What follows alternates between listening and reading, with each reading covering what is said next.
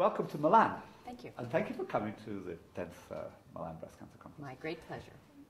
I was most interested in your discussion about all these other familial conditions which are showing predisposition to breast cancer. Would you like to tell us a bit about that?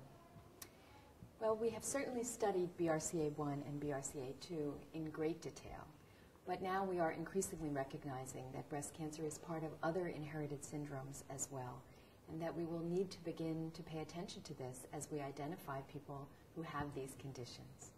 So there are uncommon conditions, mostly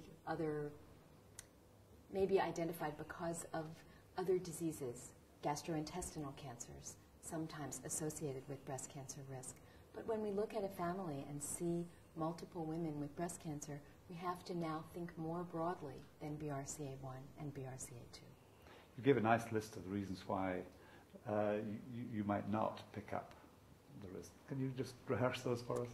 Yes, so in a family where one suspects that there is something genetic, and you test for BRCA1 and 2 and find nothing, what do? Well, you have to think about the other conditions. Possibly the family is not BRCA1 or 2, but a different gene altogether, and yet still inherited. Some of those families can be tested for the known genes, the Cowden syndrome gene or Li-Fraumeni, still rare, only 1%. Sometimes it's just that the woman was not the right person to test in the family. Breast cancer is very common. Many people will have breast cancer for other reasons, but the rest of the family may still be convincing, and you may need to test another family member. Sometimes it's that the test itself is not complete, and you have to ask the laboratory, what's the chance you could have missed something by this technology? Maybe we should do a different test.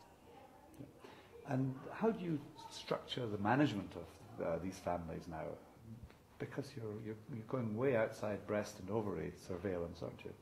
Well, in most of the families, fortunately, breast and ovary in the BRCA1 and 2 Sure. families, breast and ovarian cancer are the most important conditions to manage. Mm-hmm. There are rare but increasingly recognized other cancers. Prostate cancer in the male BRCA2 carriers, pancreatic cancer, unfortunately, melanoma. Some of these must be paid attention to once the immediate breast-ovarian threats are managed. The ataxia-telangiectasia story, where is that? I think ataxia-telangiectasia is fascinating because one expects it to be an important breast cancer gene, but so far only a few mutations seen in rare families have been important.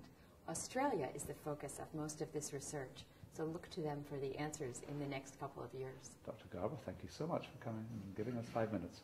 My pleasure.